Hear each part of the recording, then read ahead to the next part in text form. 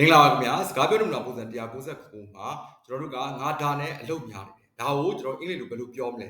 ဆိုတာကိုလေ့လာမှာဖြစ်ပါတယ်ခင်ဗျာစပြီးတော့ကြည့်အောင်ပါ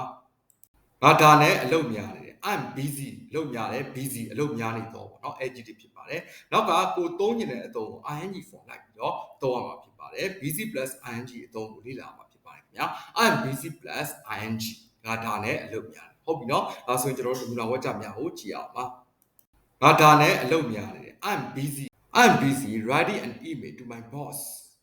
ကျွန်တော်တထေးကိုစီကို email ပို့ဖို့ email တစ်စောင်ရေးရင်းနဲ့အလုပ်များနေတယ် I'm busy cleaning my room ကျွန်တော်အခန်းကိုတန့်ရှင်းလုပ်ရင်းနဲ့အလုပ်များနေတယ် I'm busy practicing for my presentation ကျွန်တော်ရဲ့တင်ပြချက်တွေအတွက်လေ့ကျင့်ရင်းနဲ့ကျွန်တော်အလုပ်များနေတယ်ဟုတ်ပြီနော်ကျွန်တော်ဆက်ပြီးတော့ကြည့်အောင်ပါI'm busy planning my sister's birthday party ကျွန်တော်ညီမဘွေးဒီပွဲကိုကျွန်တော်စီစဉ်ရင်းနဲ့အလုပ်များနေတယ် I'm busy organizing my files ကျွန်တော်ရဲ့ file တွေကိုစုစည်းရင်းနဲ့ကျွန်တော်အလုပ်များတယ် I'm busy packing for my trip ကျွန်တော်ခီးစဉ်အတွက်အဝတ်အစားတွေထုတ်ပိုးရင်းနဲ့ကျွန်တော်အလုပ်များတယ် I'm busy drawing a picture ကျွန်တော်ရုပ်ပုံကချက်တစ်ခုကိုဆွဲရင်းနဲ့လုပ်များတယ်ဟုတ်ပြီနော်ဆက်ပြီးတော့ကြည့်အောင်ပါ